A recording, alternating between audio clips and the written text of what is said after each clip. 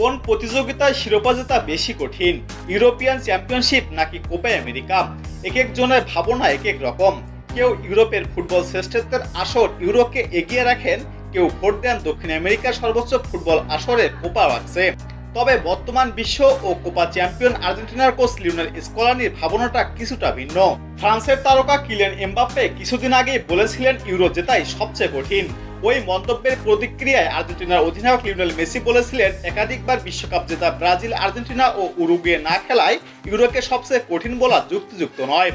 স্কলানিও এবার ইচ্ছা প্রকাশ করেন, প্রতিদ্বন্দ্বিতার মাত্রা বোঝাতে ইউরোপের দেশগুলোকে কোপায় খেলতে আমন্ত্রণ জানানো হোক।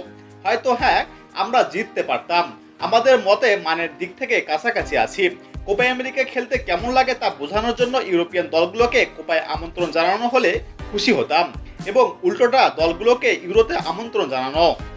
কিন্তু তখন আলবিসেলেস্তাদের কোচ যোগ করেন, কিন্তু সেটা বিশ্বকাপ হয়ে যাবে, তাই না?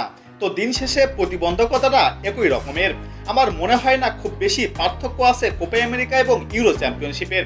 তবে এগুলো স্রেফ যার যার মতামত।